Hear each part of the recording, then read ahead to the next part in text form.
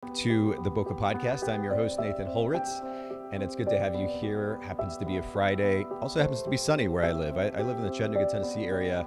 We had some kind of weird weather this week, but it is stunning out today, even slightly cooler than normal. So that's been nice too. I hope you're enjoying your Friday where you're at. We've got a brand new guest for you today, and I'm going to introduce you here in just a second, but just a couple of things to keep in mind.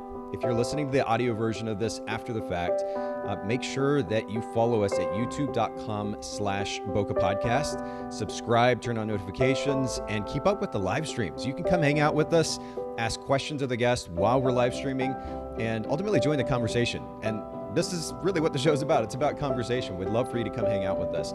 If you are watching live today, do the same thing. Ask questions, comment. You can send us funny emojis if you want to. I don't care. Just engage. Let's have a conversation together. And then for those of you who are normally listening to the audio broadcast, also follow us over at Instagram. I mentioned YouTube, and you can subscribe to notifications there, but follow us on Instagram.com/Bokeh Podcast. We also announce the live streams there on our Instagram account. Then one other note before I introduce our guest today, as I promised I would do before every show, I made a small donation today to charitywater.org. Now, this is the organization, and I've just popped the receipt up there on the screen for today, but this is the organization that I give to on a regular basis, and I ultimately lead with this because I want to continue to encourage all of our listeners and our community at large to look for opportunities to give back, whether in your local community or to national or international organizations. Even just a small bit of money can go a really, really long way. And so I encourage you to do that. Do that with me, and let's make a difference in that way. All right. Enough of the intro monologue. I'm going to bring my new guest in today, Christora. Christora, is it Osters or Osters? I want to make sure I'm saying that right. It's Osters. Okay. It's definitely Osters. We get oysters. We get all kinds of. I can only imagine. Yeah. I have a name that, I mean, phonetically is actually not difficult to pronounce, but it's been mangled quite a bit over the years. So I feel your pain a bit. But simultaneously, I also want to make sure I'm pronouncing your name correctly. So, all right. So Christora Osters is here with me today. And Christora and I are going to actually get into, in fact, Christora, I was just talking to my daughter a few minutes ago. I was like, I'm looking forward to this podcast episode today because we cover a lot of topics, very specific topics. I mean, over 500 episodes. So we jump around quite a bit. But I like just the simple notion of talking about how to get a photography business started. And we're going to talk about some of the challenges that you faced doing so, and ultimately how you learned to overcome those or are overcoming those challenges as a photography business owner. And we're going to get to that here in just a little bit. I want to start off the podcast episode with a question I ask most of my guests, which has to do with brand position. This is a great way for you to introduce yourself too. So tell me what market you're based in, and then ultimately what your photography business's brand position is. Sure. Well, first of all, thanks so much for having me. I am just thrilled to be here and to help other people. It's kind of what we're here for, right? That's 100%. That's the whole point in life. Help each other out. So I'm based in Louisville, Kentucky. I say we because I now have a studio of 8 different photographers, but we run a photography business that is all about the candid moments and what matters to our couples. So we base our timeless, elegant photographs on what makes our couples tick. It's how we actually get the uniqueness across in each of our sessions and in each of our weddings. And one of the things I consistently hear when I'm going through the booking process or when I'm interviewing a client, because really it's not just that they're interviewing you, you need to interview them as well. That's something that I think a lot of people don't think about. However, when I'm interviewing them, I want to make sure that they understand that there is no set pose that's going to be perfect for each individual couple. It really varies based on who you are as a couple. Okay. So that's where we've established our brand position, is that we want to know who the couple is in general and also who they are as individuals, and then bring that into our photography. So it becomes more authentic that way. Sure. Now, this is interesting. I mean, first of all, a lot of photographers talk about playing to customers' preferences, but I don't know that I've quite ever heard a photographer talk about posing specifically based on the couple's preferences or their personality. What does that look like? How do you establish that? And just on a very tangible level, what does that look like when you're actually photographing your clients? So, one of the things that most photographers don't think about is that trust is something that's earned. It's not something that automatically comes. So, I want to build that trust from the first interaction, whether it be when somebody gets onto my website or when I'm having a conversation with them. And what that comes down to is that human connection, is understanding that every story is uniquely theirs. I'm sure that you've seen this before, Nathan, where a couple will get onto a call and be like, we met on Tinder. Like they're almost like embarrassed about it. But that's part of their story. Yeah. Like that's part of your story. That's something that you should be proud of, that you utilized the technology that was there. So when it comes to the posing though, what I want to know is I want to know, do you trust one another? Does he protect you? Are you a person who wants to be an individual and be out on your own and courageous? That's going to dictate more for me what kind of positions I want to get you into. Are you a couple who can sit together in silence? Are you a couple who needs to be constantly in conversation? Those are the aspects that, and again, I really do the work to try and get to know my couples ahead of time, just so that they feel authentically seen, not just on their wedding day, but in general. Okay, so I want to keep pushing on this one just a little bit more Sure. because, there's some of what you're saying that sounds very familiar. I've heard photographers say this, but I am taken by your approach to this, and that you're actually posing your clients differently based on their personality. So, I do. what kind of questions? There are a lot of questions that many, if not most, photographers will ask leading up to a wedding, right? Just as a means to quote unquote get to Sure. know the couple or the clients, but what do you ask that enables you to figure out how to pose them? What does that specifically look like? Sure. So when I'm going through and I'm actually interviewing my clients, I'm asking them questions like, what was the moment in your life when you knew that you were in love with this person? And what they say, you have to be able to read into it psychologically to understand what they're actually meaning behind it. For example, if I had a couple last night who they were interviewing me for if they wanted to book with me or not.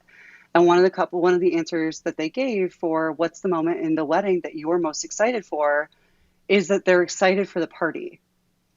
That doesn't mean that they're excited to drink. It means that they're excited to be around the people that are not always around them.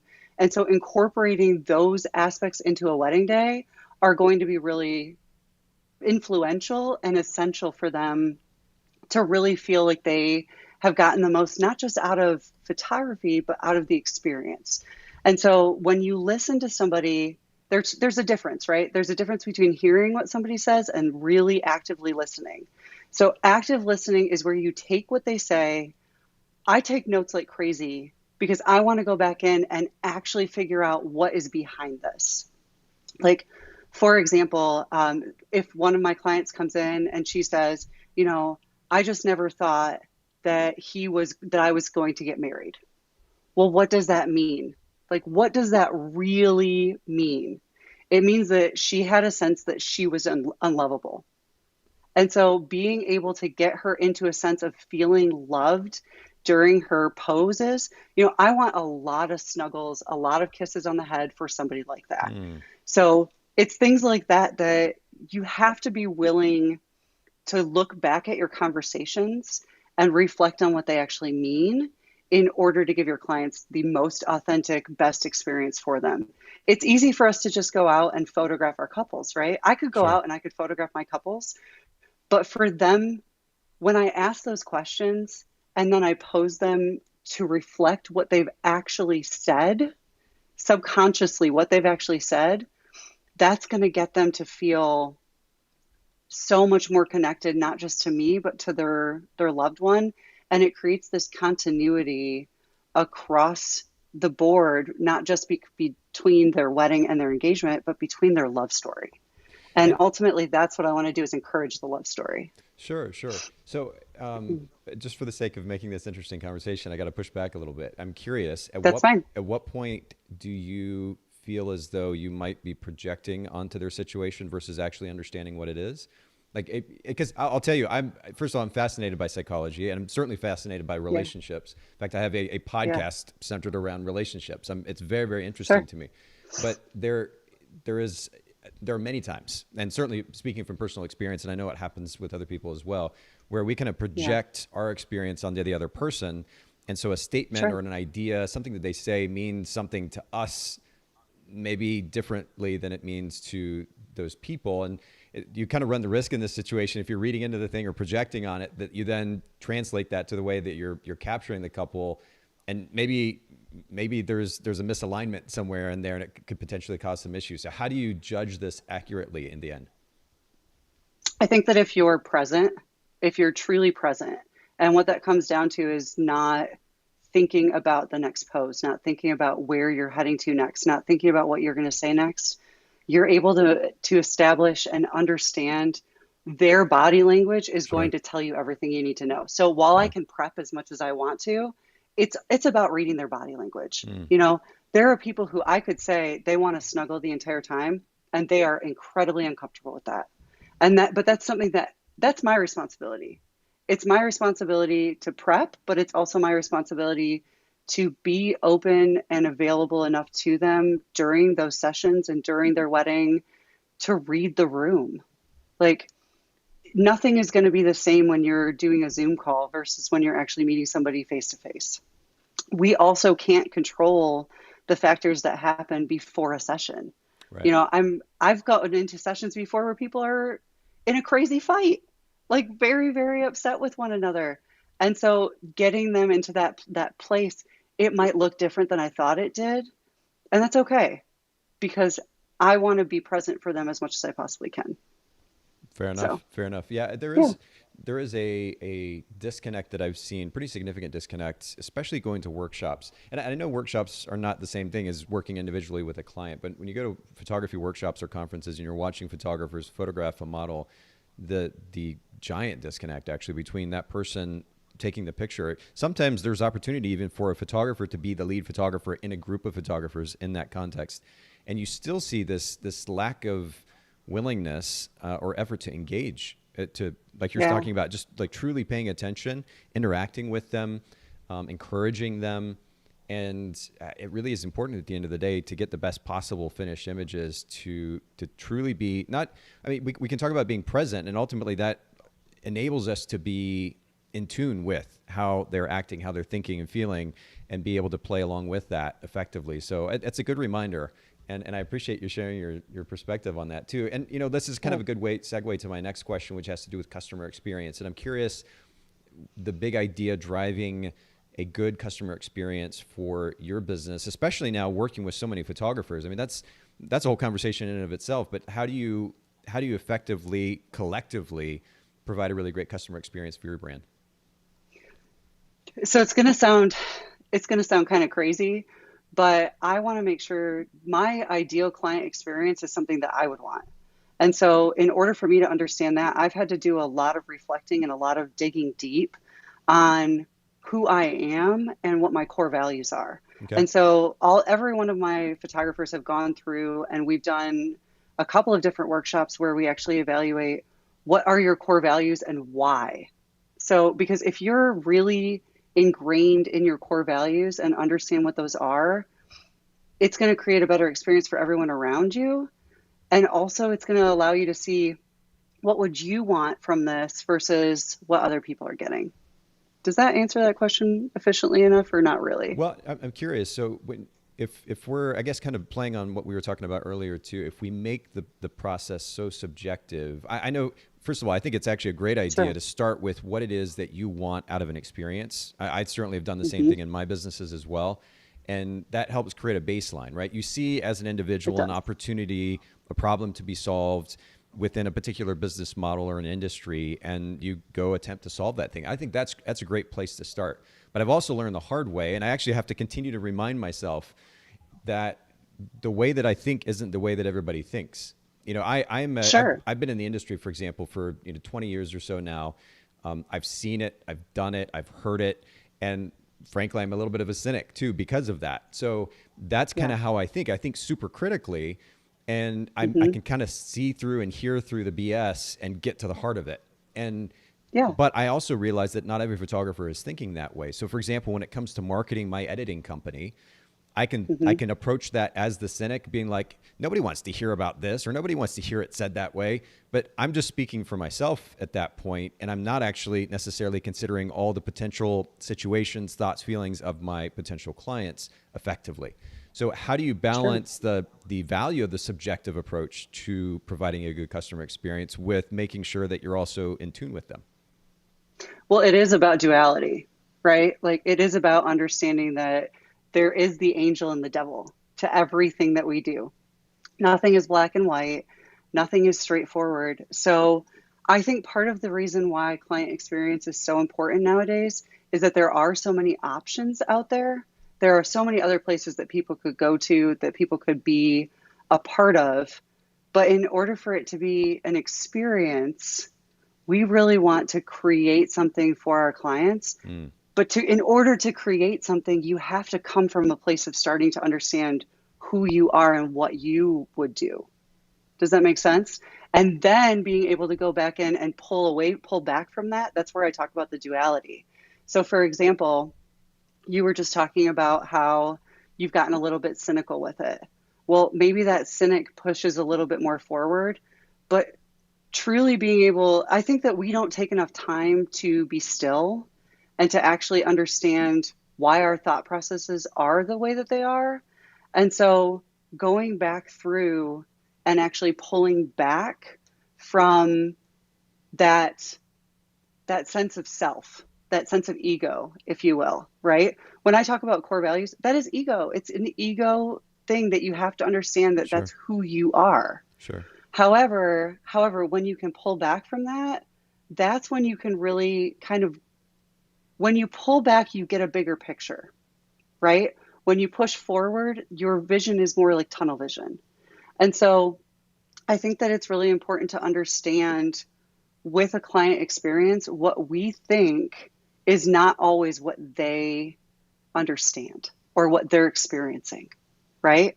So being able to take that wider angle is really, really key. But again, I'm going to go back to knowing who you are is where you have to start from.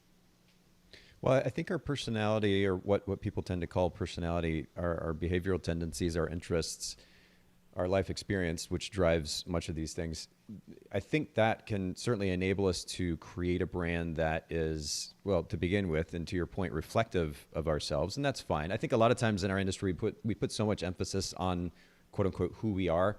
And we miss a lot of things, including opportunity as a result. But so we can put a certain amount of weight there, and that enables us. I think really the value in what you're saying is, at least from my perspective, is if we're going to create an experience, if building a photography business in 2021, certainly 2022 and beyond, as technology continues to make it easy for pretty much anybody to take a nice picture, I think experience is what sets apart a good and established photography business owner from the consumer or the prosumer, shall we call them. Sure. And so starting with what it is that you want to create that is hopefully actually different than those around you, and that ultimately gives so much value that somebody that is going to pay you thousands of dollars, for example, to photograph a wedding, sees that value, feels that value, and doesn't have a problem paying for that value through the experience. Right. Great images, sure. And by the way, the images on your homepage, in fact, I'll pull them up here really quick, as I'm talking to you, are just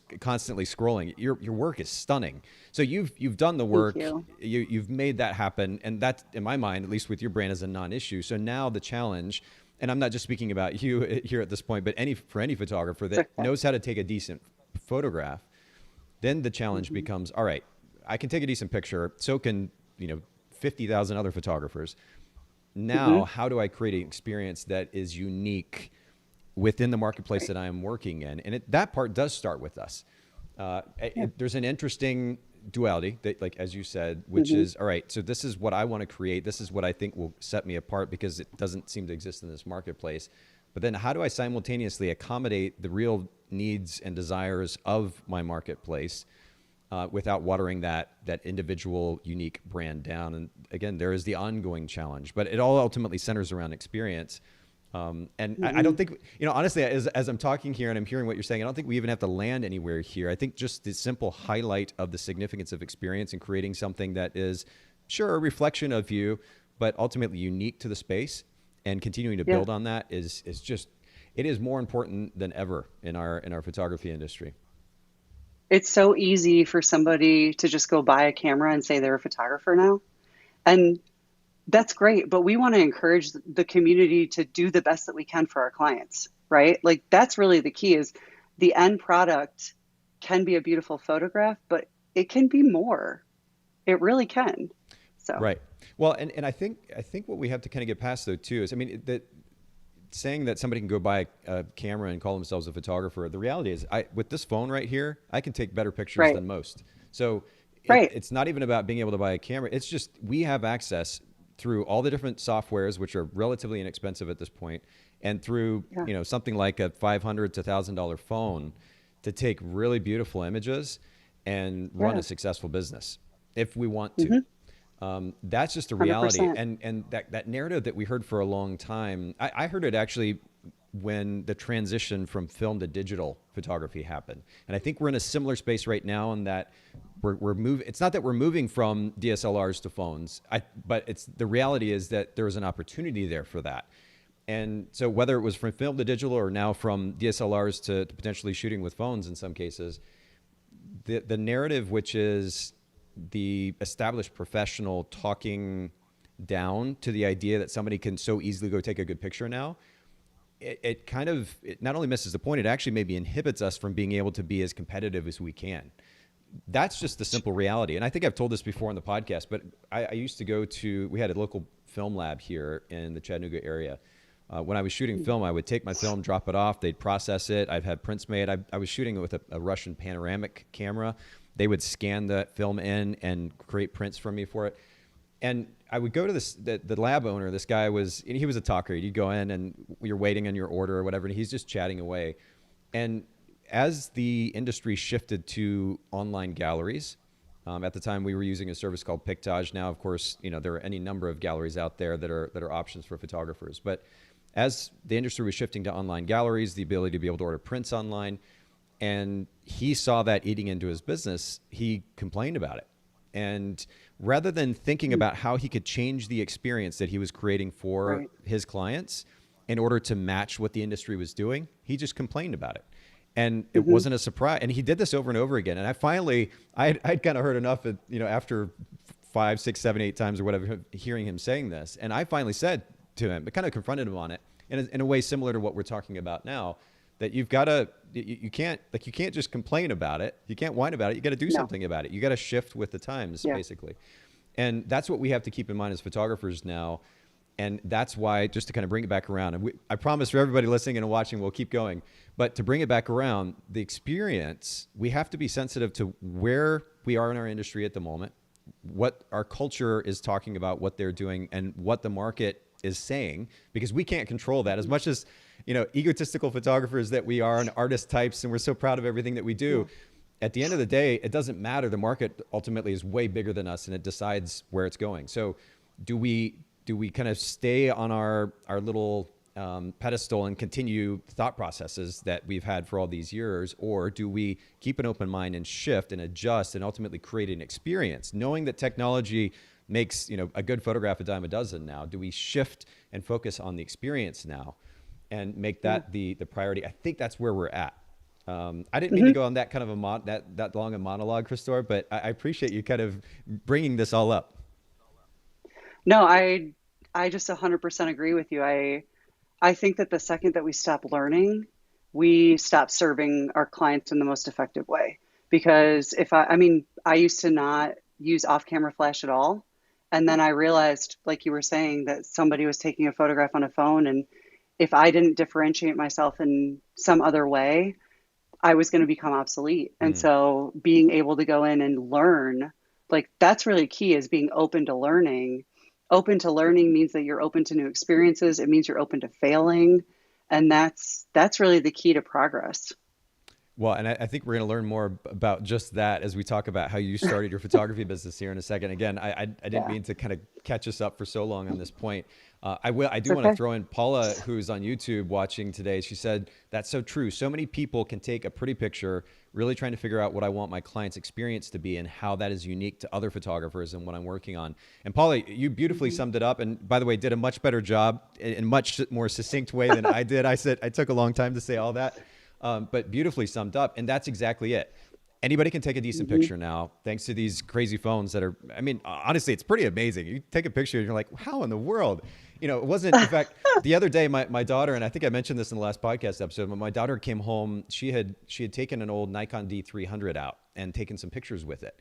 And I was looking at the finished results from those pictures and then thinking about what I can take with this iPhone. And it's not even close. And that used to be a quote unquote professional camera, right? So Mhm. anyway, technology is going to continue to progress and pretty quickly. And we can Mhm. no longer set ourselves apart by, as Paula said, taking a pretty picture. We have to now think Mhm. about the experience that we're creating. And it's not pretty much anybody can take a pretty picture. It's not everybody that wants to put the time, the effort, energy, first of all, to running an actual business and all that's involved in that. But then ultimately creating an experience that is unique, that makes them stand out. Not everybody's willing to put the time and effort and energy. And I think that is where the differentiating factor is going to be moving forward for an established professional who wants to shoot full time, charging premium prices. That's where it's going to be at. So, all right. Well, Paula, I Yeah. appreciate your comments. And by the way, for everybody else listening in or watching, please don't hesitate to comment, ask questions.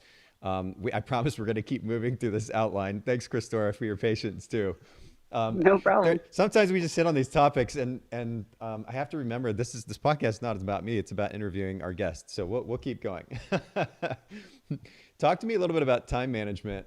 Speaking of better time management, when it comes to running a business, having a life, family, friends, how do you find balance in?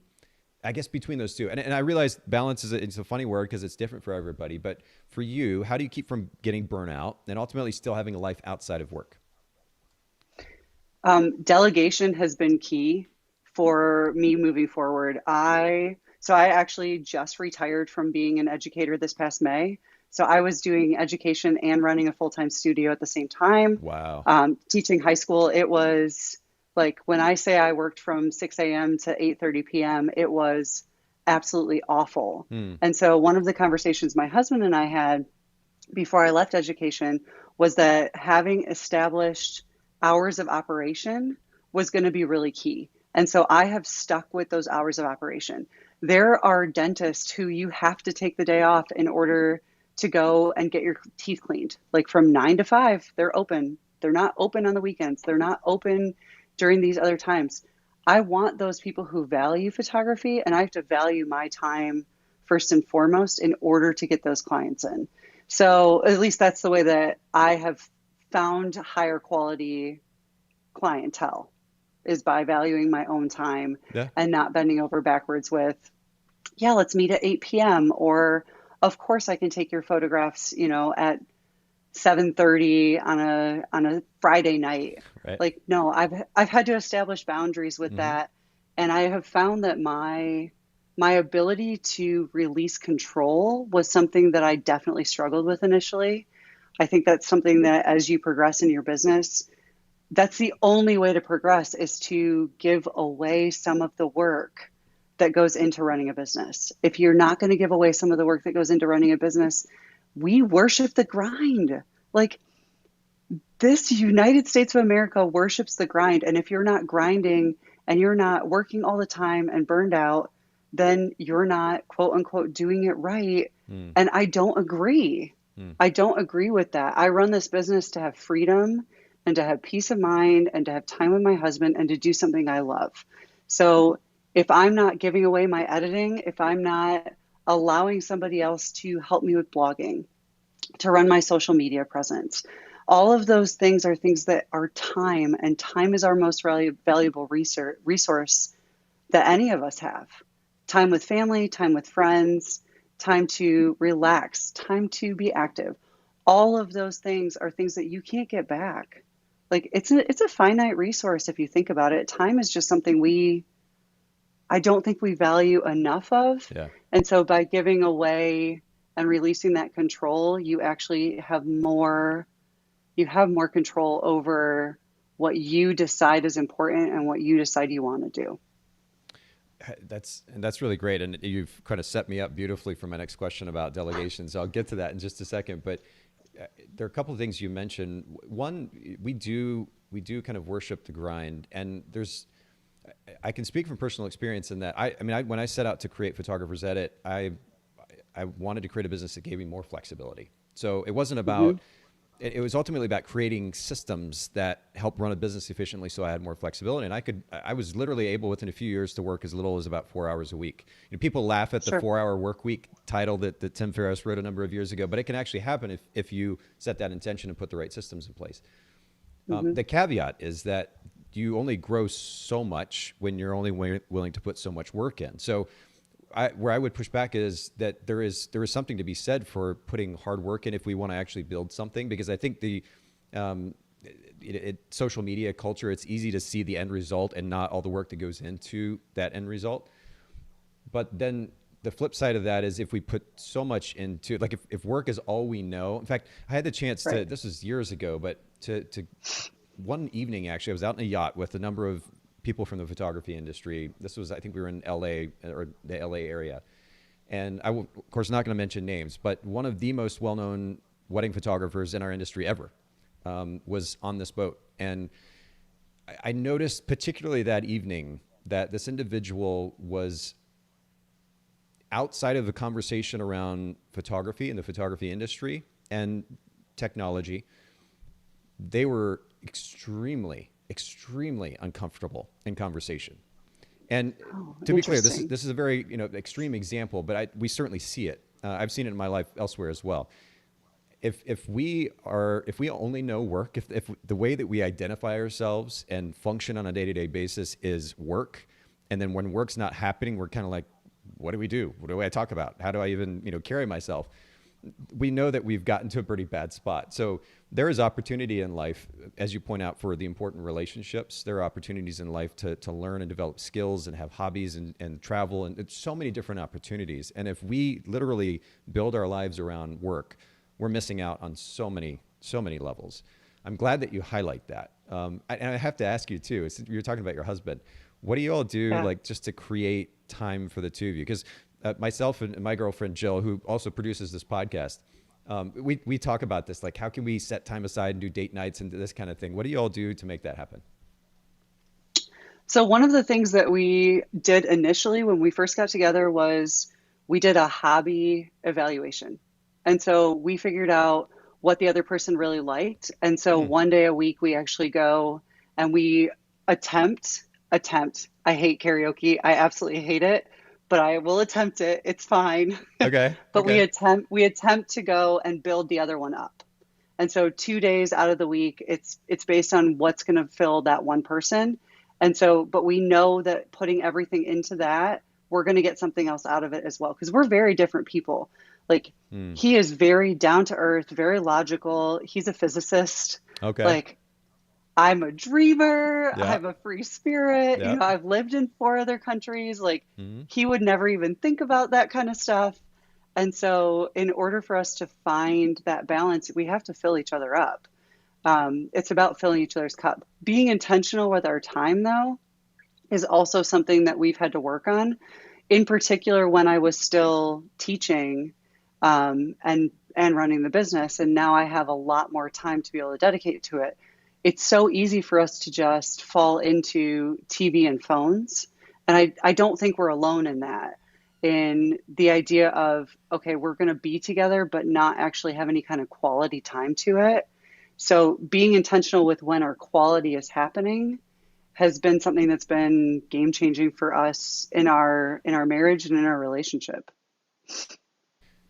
So so a couple of things. The intentionality behind creating space. I think this has come up a number of times on the podcast, but it's funny how a lot of times we complicate a situation necessarily when really it could just be as simple as saying, hey, this is what we're going to do, and we make it happen. Prioritizing. So I love that reminder, and I need that reminder, so it's good. the other thing that you're talking about is learning how, because I know a lot of photographers are working with their partner, and then others Hmm. just are in a relationship and they have to juggle work and time personally. And so there's a personal relationship there. Learning Hmm. how to play to the other person's interests in kind of a balanced way is an interesting point of conversation. I think we could even do like a whole podcast series on just relationships and running a business, like balancing that. Yeah. It's a lot. Um, how long have you guys been together? Married 10 years next summer. Wow, congratulations. Okay, so Yeah. that's cool. Thank you. Thank So, you. but you're, He's definitely my yin to yang. yeah. He brings me down when I need to be brought down. So I laugh because it's Jill's great. very similar for me. I'm definitely the more emotive, emotional Yeah. dreamer type, Yep. and she helps kind of even me out a little bit, which is much needed at times. But Yeah. so is there? I mean, you talked about karaoke. What's one or two of the other activities that you guys have figured out is like kind of brings enjoyment for both? Um, so golf is a big one. He really loves golf.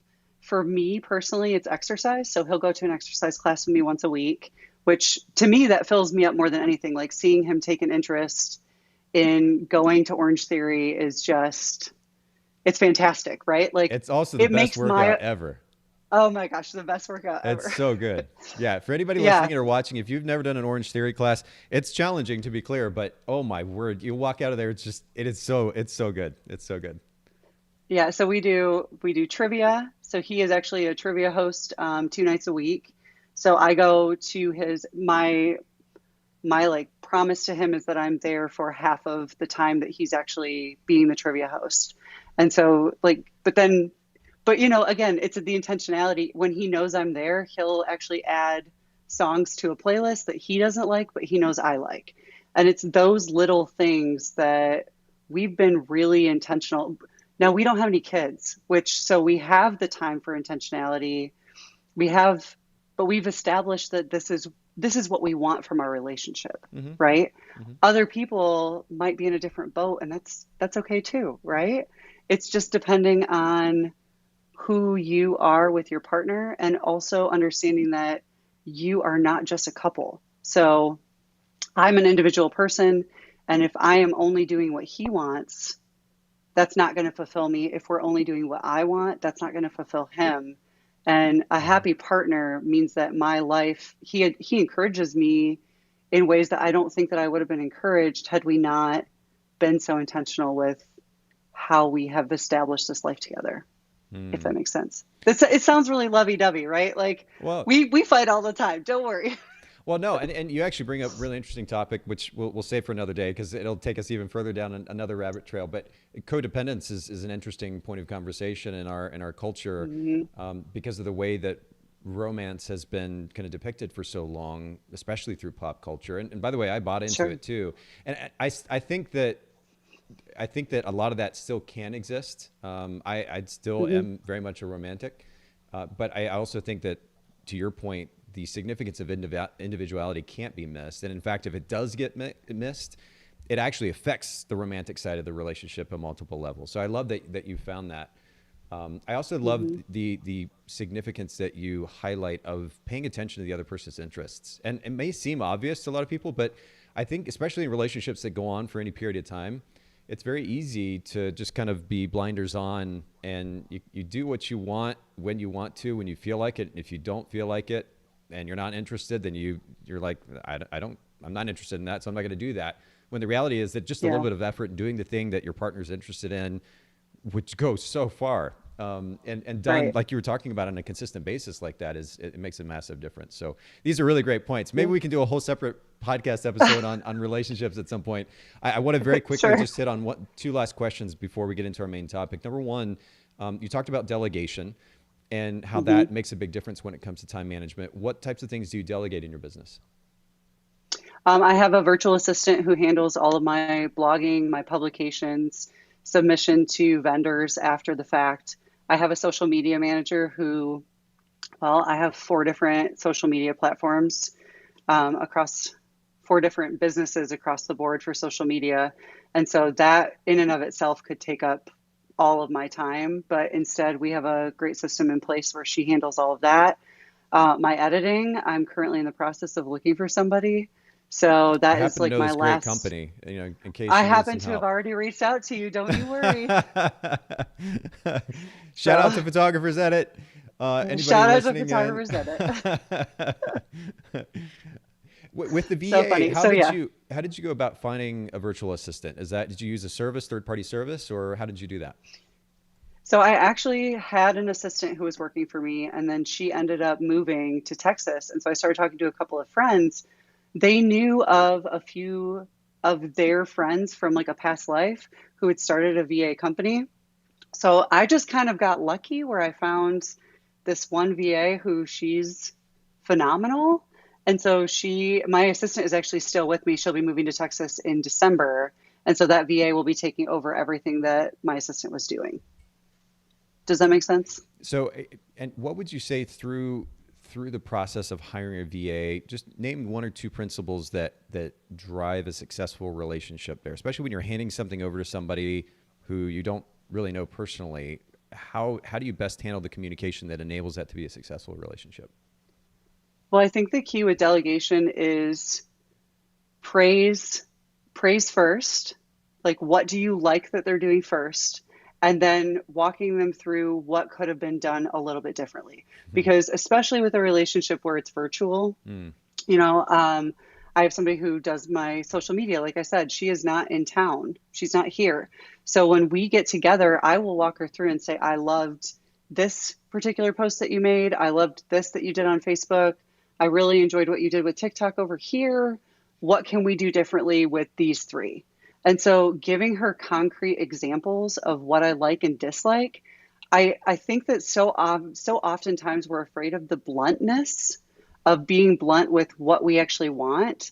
And so being able to come in and tell them not just this is really poorly done, but also saying this is really well done.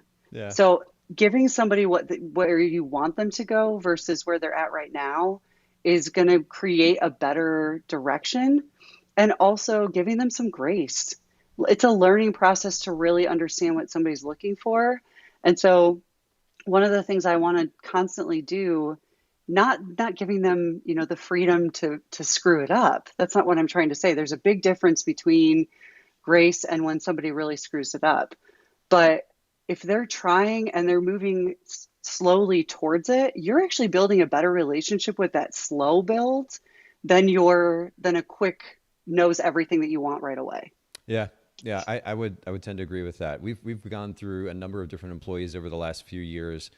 In some cases where we hired too fast, but the relationships that I was willing to invest in seemed to. I mean, obviously, if you see red flags at the outset, you have to say no, this doesn't work. But beyond that, you're absolutely right. Investing in those relationships that have ultimately lasted the longest and have had most benefit to our brands has just been really important. It is true that the patience is important. You have to set aside ego and the notion that we have it all figured out. I am curious though, and the reason I smiled earlier is I was thinking about the idea of coming in with a compliment before you then give them constructive criticism. Is there a chance in those cases that you begin to develop this pattern in the employee's mind that, oh, she's complimenting me, I got to get ready for the criticism coming right after that? No, because I don't. That's only when I only do that when I actually want something differently done. And Okay. I won't always come in with a compliment, if that makes any sense, but I want to be able to give them a concrete example of what they've done well. If there was something that they did well, that's what I want to start with. Because I want them to understand that, yes, you did accomplish this in this particular location. Now let's talk about how we can bring all of these other aspects to that example that I gave you at the beginning. If they have an example of what is correct, that's easier to go towards than never seeing something like that. So a compliment is not necessarily the way that's the wrong word to use. It's more of like a concrete example of what was done well. Okay. So I just think of it like that.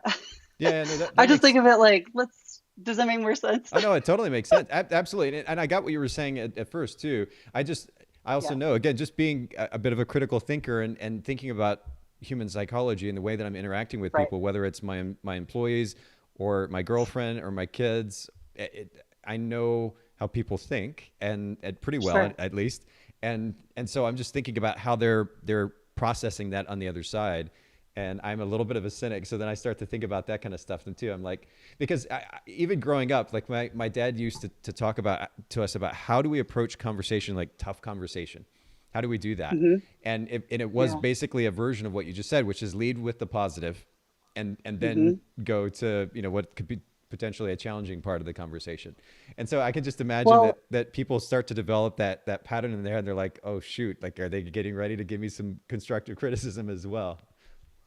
but to go back to that, Yeah. if I'm having a meeting with you, would you expect, unless it's a meeting where I've asked you and I just say, "Hey, I just wanted to let you know how great you're doing," would you not expect that there would be something that we would talk about to work towards something else?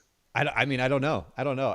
Like, To be clear, this is not a is criticism of the thought process. no, no, I'm no. just laughing out loud with you. This is all. I was just thinking about Yeah, the psychology involved in all of that.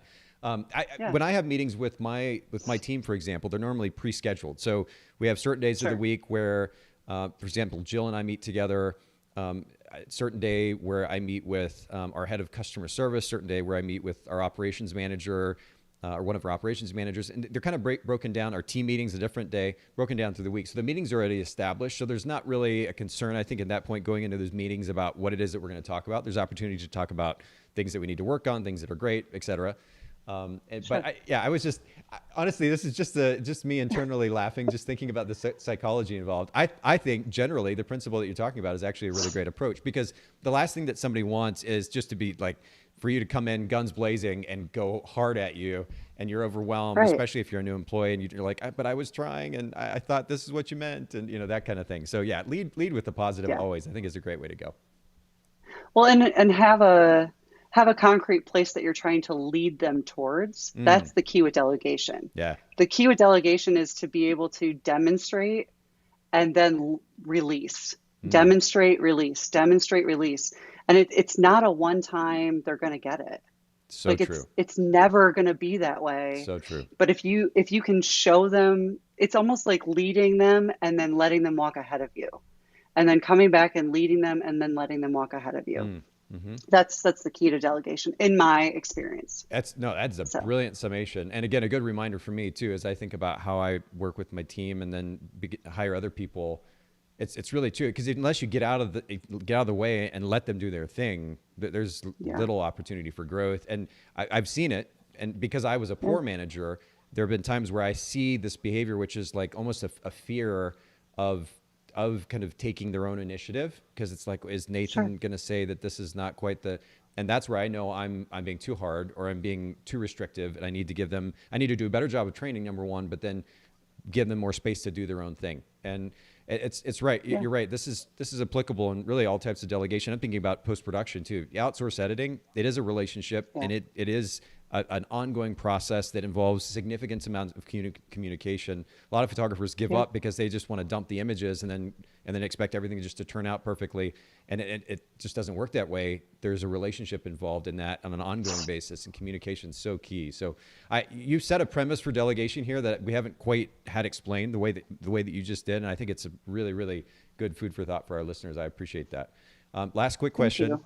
And Yeah. we'll actually do this quick this time, because we still have Okay. so much to get to. This might be a longer episode than we normally have. That's fine. Talk to me about one of the most impactful self-help or business books that you've read that you would want to recommend to our listeners. You think would be helpful in their life or their business? I think that one of the main keys that everyone needs to understand with running a business is that motivation will fade. So if you are not disciplined in your habits, and so Atomic Habits by James, I wrote it down. There it is, James Clear. Yeah. James Clear, Atomic Habits by James Clear Yeah. was life changing for me. It taught me how to actually reward myself slowly to build a habit, but not to a point where I was hurting myself. And so, in order to understand how to build discipline, you have to start small. Hmm. So, the smaller that you can start with your discipline, and then the building on top of that is going to encourage you and help you with continuing your business along the way. I just found that book phenomenal. And I pulled it up here on the screen on Amazon, Atomic Habits, James Clear, Tiny Changes, Remarkable Results. Honestly, though, Christora, maybe the most impactful thing you've said yet today is that phrase, that statement, that motivation will fade. Because we live in a culture right now where there's all this motivational quotes and watching videos and this kind of thing. And I think we've in some ways kind of developed the subconscious quote unquote need to have that in order to even function, rather than learning to actually enjoy the day by day process. It's not this idea that something always has to feel good or that we just love doing it in order to do it. It's so limiting to our life anyway, that's it. You've said all these things today. You just get me going on all these rants. We had too many good topics. But anyway, it's so true. So I'm so glad that you pointed that out. Atomic Habits, we'll put it in the show notes, bokehpodcast.com. And for anybody who's curious, you can go to the show notes today. All the talking points, the resources that we discuss will be there at bokehpodcast.com or in the show notes of your favorite podcast player. All right. So we said, here we are 45 minutes later, but we said we were going to talk about the challenges facing and ultimately dealing with the challenges of starting a new photography business. Remind me, first of all, how long ago did you start photographing professionally? 8 years. 8 years. So it's been, I started the business actually October 13th, 2013. I know the exact day. Wow. So almost exactly 8 years then. That's awesome. Almost, yeah, we went and celebrated 2 days ago. So it was great. Oh, good for you. Okay. So thank you. Starting a new business, it can be certainly a mixed bag. And we all have the backstories to our businesses. What would you say are 3 things that, especially new photographers that might be listening, or those that are just getting their business started, what are 3 things that they can expect in the process of starting a business? I think that one thing that I did not expect, and so this is definitely something that you should understand, is the cost of starting a business and the cost of doing business are 2 completely different things. For example, I first started because a friend of mine asked me to take engagement pictures with a camera that I bought, and I got out there and I loved it, and I went home and I filed to become an LLC. Like I literally filed the day after I took my very first session because I knew that that's what I was looking for. Hey, bud, come on over here. Go jump up. Go on, go jump up. We have a dog who's joining the conversation. Thank you. Yes. Apologies. What's his name or her name? He's very needy. His name's Charlie. Hey, Charlie. Okay. And he's just going to pace. He's just going to pace. No worries at all. No worries at all. So I think that was one of the biggest shocks to me was equipment costs, the editing software, your website management, your travel costs, your taxes, and also the time away from your family. Yeah. So to your point earlier, when you were talking about hard working versus the grind, you have to put in hard work when you first begin. Like there has to be a time where you really are nose to the ground. I want this to work so badly that I'm going to do everything in my power to get there. But establishing those habits early on can really be hard to break later. That's really the key, is understanding that time away from your family is also a cost of doing business. Especially for wedding photographers, Saturdays are gone. Like I no longer watch college football, and I love college football, but it's something that I've given up because I want this so badly. And now I'm getting to the point where I have enough photographers where if I really have a game that I want to see, I can send one of them. I really can, because I know and I understand that the training process that went into it. I'm getting away from the question though. The second thing that I think that you can really expect is that people are not just going to come to you when they see your photos. That is, marketing is a key proponent of this. And there are photographers out there who will not have or might not have as great of photos as you, but they understand marketing in a way that you don't. And so their growth is going to exponentially go past you. If you want to start a business, you need to understand how to market. And then the third thing would probably be expect to fail. Expect that there will be moments of disappointment, and that there will be moments where you have to remove your ego from the situation in order to grow. I know for me personally, I didn't actually start to understand my failure until I came across SMART goals. Have you ever used SMART goals, Nathan? I haven't, no. Okay, so SMART goals are specific, measurable, attainable, Oh, relative, and timely. You have, yeah. yeah. Everybody has, I just, but yeah, I forgot the acronym, but yeah, absolutely. Yeah. yeah. And so by doing that, it allowed me to not only not just look at my failure and say, okay, I failed, but to look at my failure and say, why? And then also to revamp my goals. Maybe it just needed a small tweak. And it wasn't that I didn't meet my goal. It was that I needed to change one aspect of it in order to get where I needed to be. Hmm. So those were the three things that I think people don't really expect: the failure, the cost of doing business, and probably a portion of time where you don't understand your marketing. You know, you're very fortunate if you start off with a marketing background and you walk into a photography business, because you're going to understand a little bit better how to get yourself out there, how to put yourself forward to other people. There's a difference between reactive marketing and proactive marketing. So, for example, putting myself on the Knot or Wedding Wire, that's going to be reactive.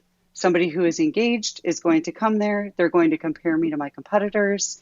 They're going to reach out and they're going to make a decision. Proactive marketing is going after those vendors I really want to work with, reaching out to the venues who I want to be a part of, submitting myself for publication in magazines, getting onto podcasts like this. You know, those are the different aspects of proactive marketing that I don't know that a lot of people really understand, because we think that when we put ourselves into a directory, that's marketing. Having a website is marketing, but it's more than that. It's so much more than that. You Yeah. have to be proactive with going out and getting yourself seen, getting yourself heard, you know, even getting yourself read, like blogging for not just your own website, but blogging for other vendors, blogging for other venues. I know that different places around the country will actually take blog submissions from photographers. So you can reach out to your local radio station, your local television station, and pitch something about, you know, senior sessions because of the pandemic. Like things like that are going to get you a different sense of return on investment than simply a reactive marketing scheme. Yeah, it's true. Well, and let's actually kind of transition into this conversation about marketing too. And Sure. I know that you have, I think, 4 different challenges that you said you had faced in marketing your business, especially as a new business owner. And I'm curious if you can kind of break down each of those and then ultimately how you faced those, overcame them, or maybe are still on an ongoing basis overcoming them.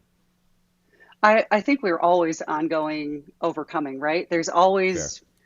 There's always better, more efficient, interesting things popping up. Yeah. And so I would say ongoing is a moot point because it has to be that way.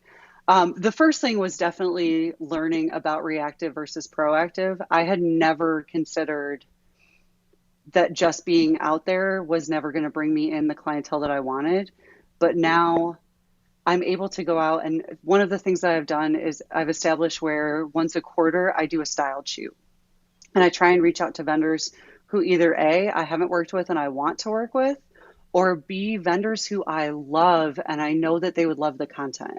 So continuously establishing those relationships back and forth. And then when you walk into a wedding day, I don't know if were you ever a wedding photographer, Yeah, Nathan? for about a decade. Okay. So you know how you walk into a wedding and you're just like, oh, it's family. Like, okay, the hair and makeup artist is perfect. I know the venue coordinator. Like, how's your kid doing? Yeah. It's those kind of relational Hmm. building that actually encourage them to market for you even more. 100%. And yeah, so that was one thing. Nathan saw this at the beginning of our of our podcast. I am not a tech girl. I think I hung up on you 3 times. Is that right? No worries. No worries. Okay. So understanding SEO, somebody starts to talk about search engine optimization to me, and Lord, I am not a tech girl at all. It just goes right over my head. I tend to think of myself as an intelligent person and I feel so dumb. So sending that out to somebody else and allowing them to do my search engine optimization for me has changed my marketing as well. But also going in and doing the work with SEO, because you have to be blogging, you have to put yourself out there, you need the backlinks.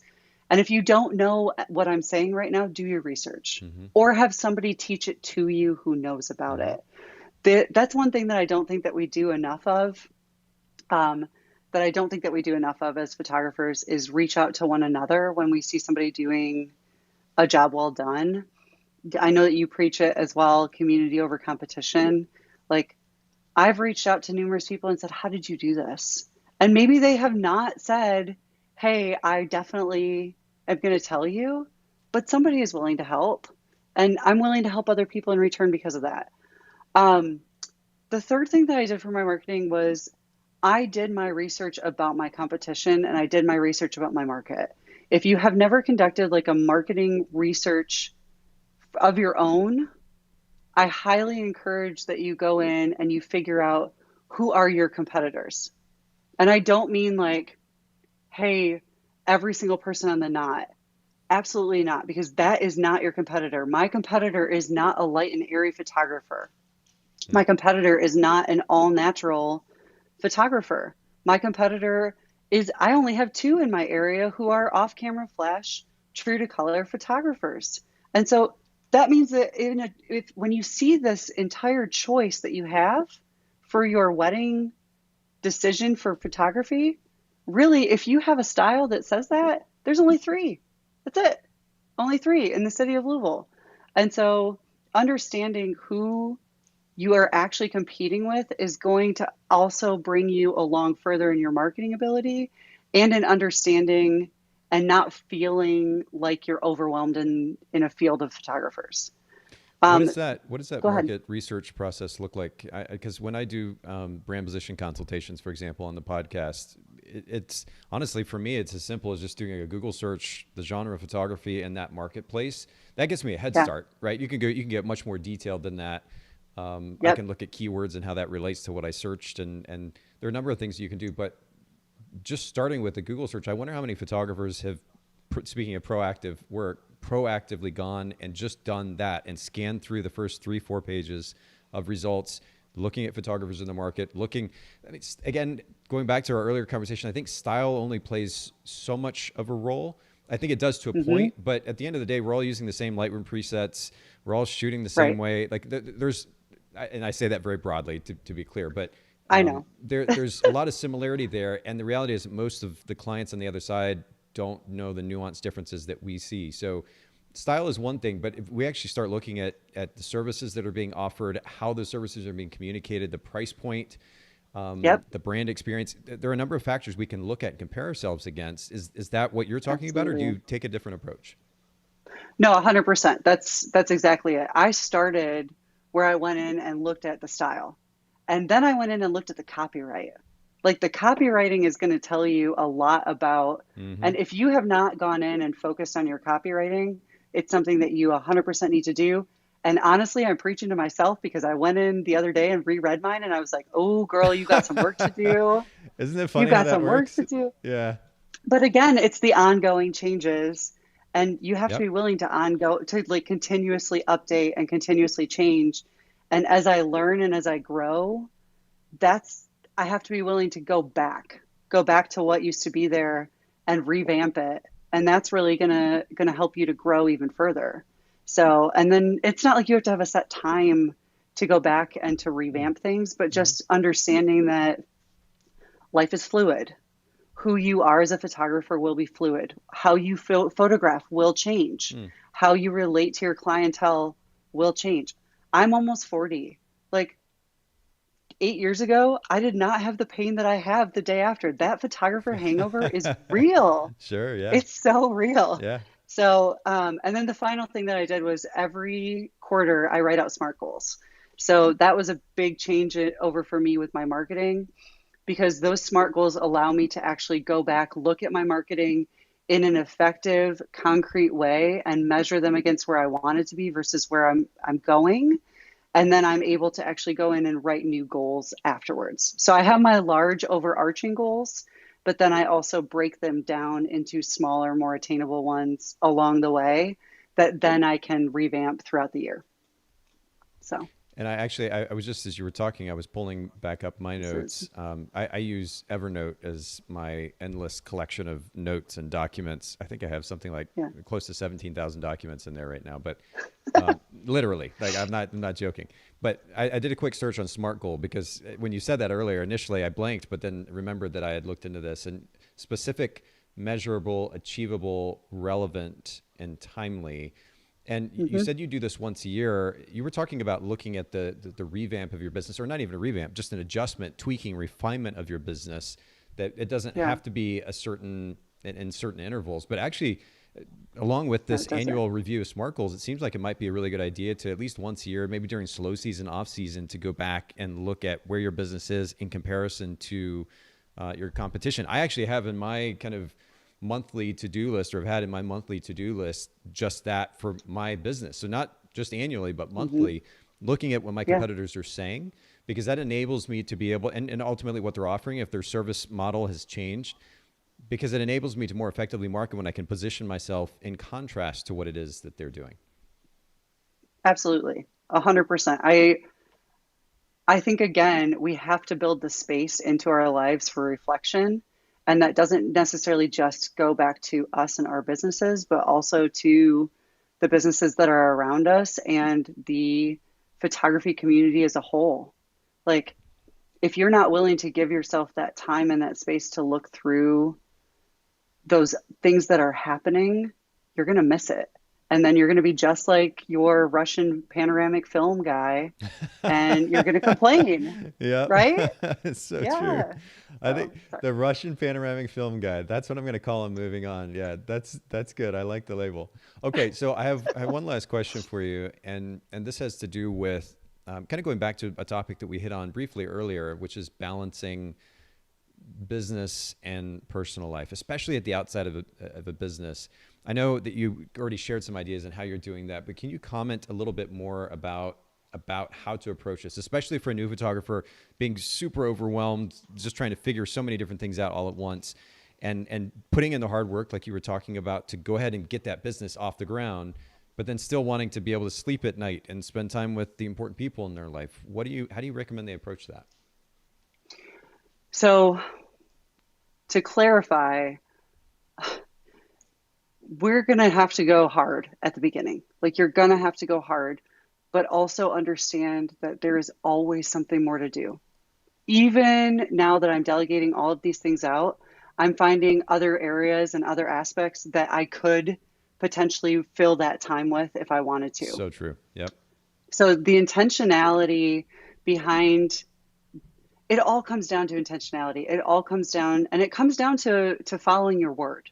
So if you make a promise to yourself that you're done at 4:00 and then you break that promise, what does that really say? That says that you're not valuing yourself enough.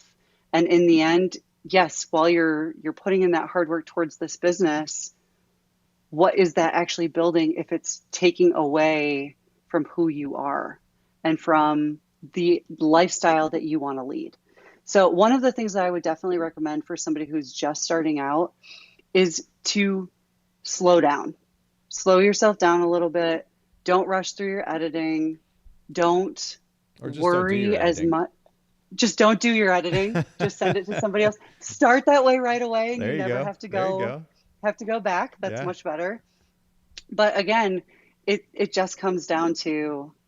really comes down to making promises to yourself and keeping those promises, the discipline that comes with that.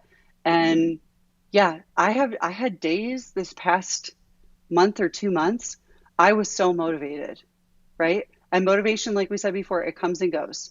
But I was so motivated where I could have worked from 6 a.m. to 8 p.m. on something to do with the business.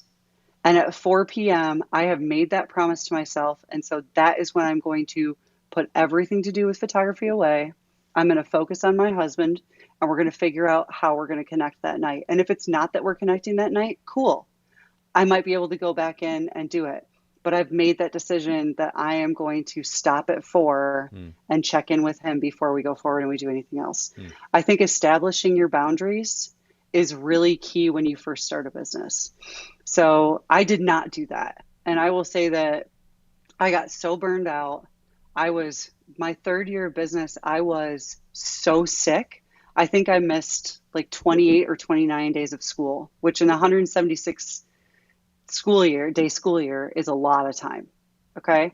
So that burnout led me to actually evaluate why I was pushing so hard. And then it came down to, okay, you need to release this, let go of this, let it go that way. But if I can help somebody else to not do that initially, and to understand that the grind is different than hard work. The grind is where you're worn down, you're not able to sleep, you have insomnia because you have so much going on, you have so much to think about, you almost can't catch up with your own thoughts. Versus hard work is where you know that you've accomplished something. And we don't do this enough in general, but when you accomplish something, celebrate the small successes, especially when you start off with a business. I'll never forget, my husband was like, why are you so disappointed that you hit 10 weddings this year and I know you wanted 12. And that was my second year in business. You hit 10 weddings this year. I know you wanted 12. Why are you disappointed? You had 4 last year.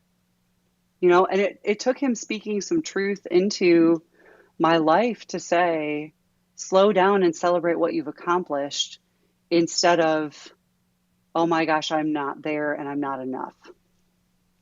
So. Yeah, so I was taking notes here as you were talking. And in case for anybody who's listening in or watching for that matter, what you don't see, first of all, is my screen. I have this control panel going on here, and then sometimes I have to remember when I switch to full screen on my guests, they may still be able to see me as I'm looking around. They're like, "What is he looking down for? Is he playing on his phone? Like, what's going on?" But I was actually taking notes. So, but I wrote down. You talked about slow down. I mean, we have almost 3 or 4 important points just in this. Slow down. Small steps consistently is what I wrote down, just kind of based on what you were saying. And you make such a great point, which is especially at the outset, but actually not even just especially at the outset, really all the time as business owners, especially if we've been intentional and we've been intelligent in the moves that we've made, we're going to have a working business. And there is always going to be something that needs to be done that didn't quote unquote get done. And I face this now close to 20 years into being an entrepreneur. And I'm reminding, I keep bringing up Jill today. Jill's my girlfriend who produces the podcast, who runs our digital marketing. We have 4 or 5 brands right now that we have that already are in existence or we're building, getting ready to push out. So she has endless amounts of work to do. Our customer service team and management team, endless amounts of work to do. It never really does actually stop. The list doesn't completely go away, but we have to stop or we will burn out. I literally had COVID symptoms about a month and a half ago because I was so loaded down with stress from all that we had going on in my life personally and professionally that it almost seemed like I had COVID. And fortunately I didn't, but we can truly overwork ourselves and stress ourselves out under the guise of, like you said, the grind or FOMO. And the reality is there will always be something else and someone else. And if we continue to run our business based on that versus setting intentional goals and the boundaries that you talked about, Christora, is so important.